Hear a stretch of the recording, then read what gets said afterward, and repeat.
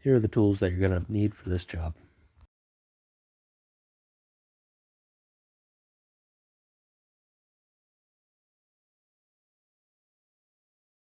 First things first, go ahead and remove the wheel. Then you're going to take your 13mm wrench and remove the 2 bolts that hold the brake caliper on. Once you've removed the bolts, go ahead and remove the caliper from the bracket. Now you're going to take your special tool, go ahead and place it in the caliper, and retract the piston.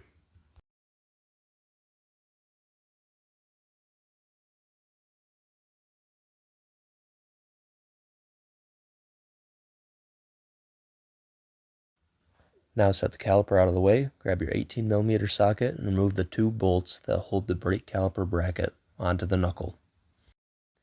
As you can see, I had to use quite a bit of force to remove both of those bolts, so you might want a 1/2-inch drive 18mm socket and a 1/2-inch drive ratchet to remove those bolts. Might make the job a little bit easier. Once those bolts are out, then you're going to go ahead and remove the bracket from the knuckle.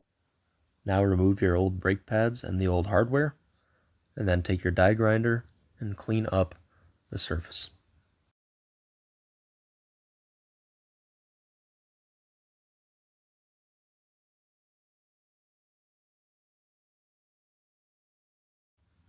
Now apply a fresh coat of lubrication and do the same thing with the other side.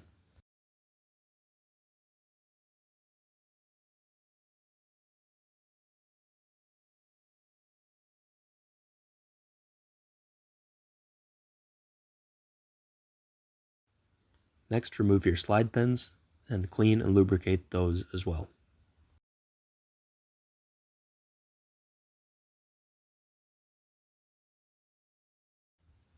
Now install your new hardware and put a fresh coat of lubrication on that as well.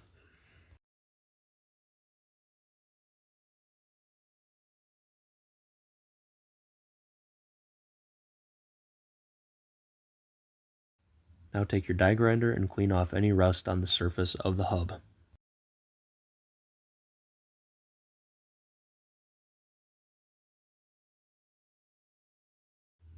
Now that the hub surface is clean, install your new rotor and reinstall the caliper bracket and the corresponding bolts.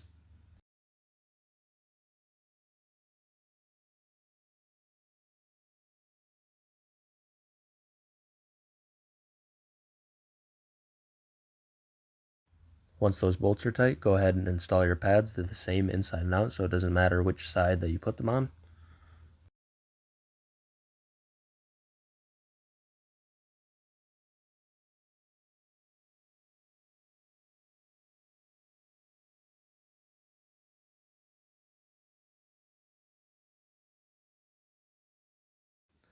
Then once the pads are installed, reinstall the caliper and the corresponding bolts.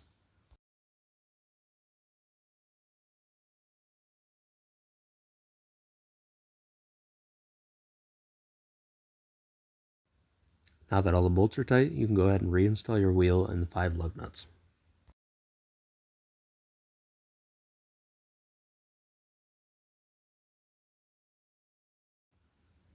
Now go ahead and torque your wheel to 100 foot-pounds in a star formation.